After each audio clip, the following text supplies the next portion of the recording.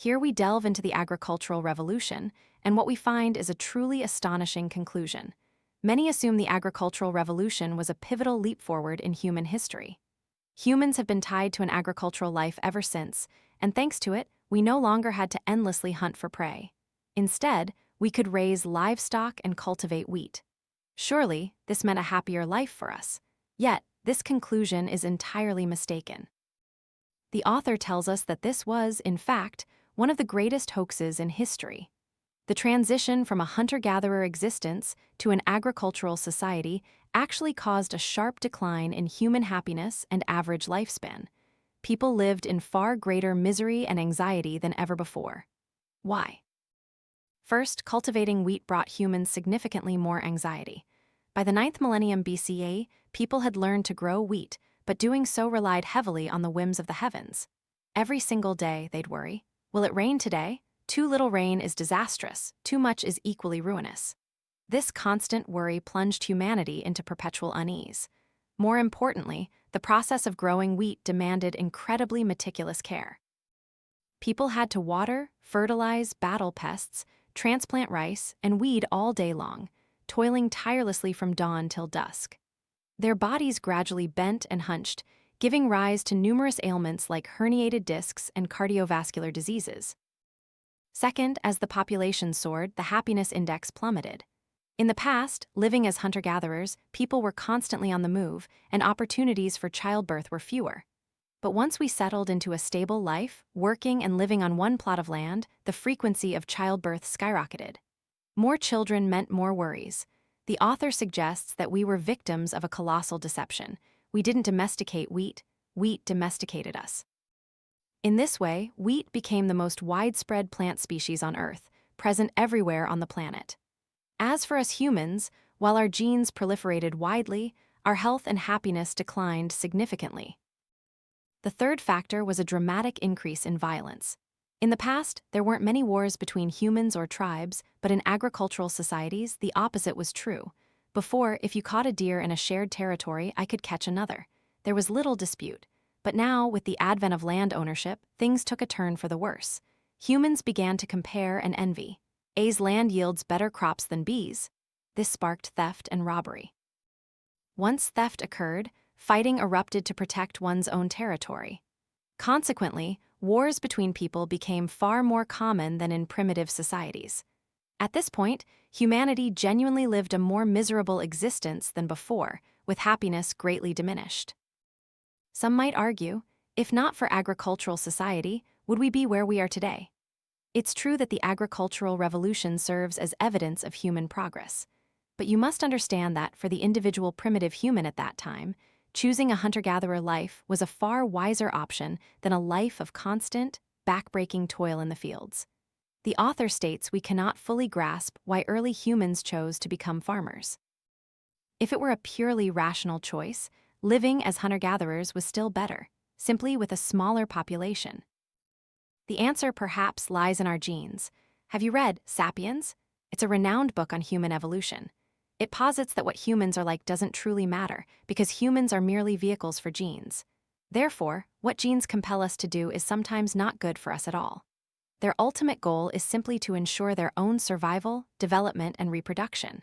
For example, genes might urge you to consume large amounts of food regularly, making you obese. Too much body fat can lead to many diseases. However, for genes, fat aids in reproductive capacity. This is why the author explains that to ensure the perpetuation and development of human genes, this is the only thing that can explain why primitive humans, who were originally happy, long-lived, and prosperous with their hunter-gatherer lifestyle, willingly became slaves to wheat, embarking on a life of farming filled with pain and suffering. Humans lived a harsh life, and the welfare of animals also sharply declined. A wild animal might live at least 7-8 years, happily roaming its territory, foraging for food. That's a wonderful existence. But with the agricultural revolution, humans were forced to select docile, obedient animals for easier husbandry. The simple method of domestication was through beating them. Humans conducted selective breeding over many generations, ultimately transforming animals like dogs, pigs, cats, chickens, goats, sheep, horses, cattle, and buffalo into compliant creatures. A chicken, once domesticated and made a product of livestock farming, might only live for about 2 to 3 months. Therefore, from the author's perspective, humanity genuinely should not have made the revolutionary shift from primitive society to agricultural society, because it was detrimental to humans and brought misery to animals alike. In fact, some suggest that prehistoric humans were far more intelligent than us today. They didn't rely on any external tools, yet they could discern the habits of many animal species, observe the movements of all nature, and understand environmental changes. They possessed a deep awareness of nature's secrets for survival. This was an incredibly powerful ability, but it gradually dwindled as humans entered agricultural society. People increasingly focused solely on cultivation, ignoring the wider changes in the world. There's no evidence to suggest that humans today are inherently more intelligent after the progression to the agricultural revolution. The hunter-gatherer life was more diverse, richer, and humans were less threatened by famine and disease. In contrast, for agricultural life, while we increased the total amount of food for humans, an increase in quantity didn't mean we ate better or lived an easier life. Instead, it caused a population explosion, creating groups of privileged individuals who were pampered from birth. Farmers worked harder but lived worse lives. The agricultural revolution was perhaps the biggest deception in history. One truth is that surplus food became the foundation for nurturing politics, art, philosophy, and war. Humans began constructing palaces, monuments, fortresses, and temples. Over 90% of the total population were farmers, but the food they produced sustained a small elite: kings, officials, warriors, artists, priests, and thinkers. However, history predominantly writes about these individuals, while the vast majority of people's lives constantly drawing water and plowing fields remain largely unknown to us. Welfare for both humans and animals significantly decreased, yet it was a complete victory for the human gene. Humans became more numerous, and gradually, they researched things that required higher imagination, such as building nations, followed by monetary economies. Thus, humanity entered the era of empires. Bureaucratic systems began to manage nations: how many households, how much land each household owned, and how much land tax they had to pay each year. This led to another significant change: an overload of human memory. Therefore, writing gradually emerged to solve this problem. So, what happened after humanity entered the era of empires?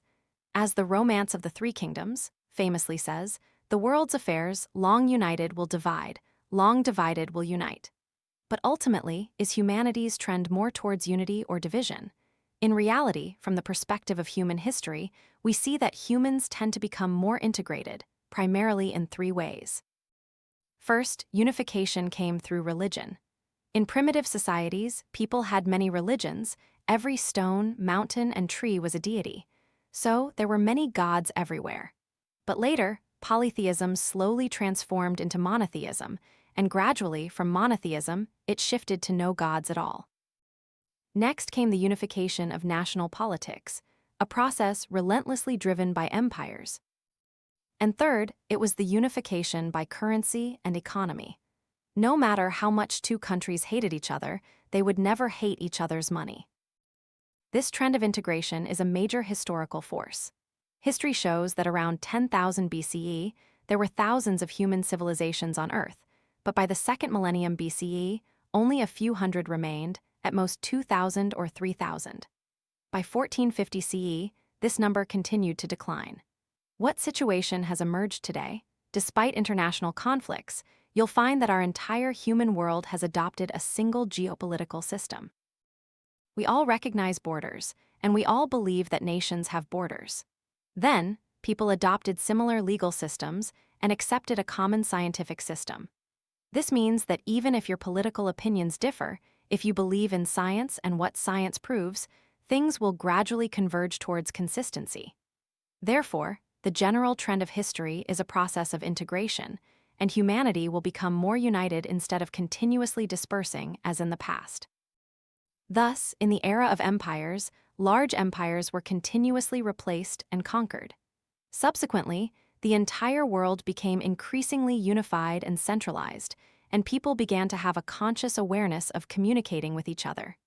Society gradually moved into the third revolution, the scientific revolution.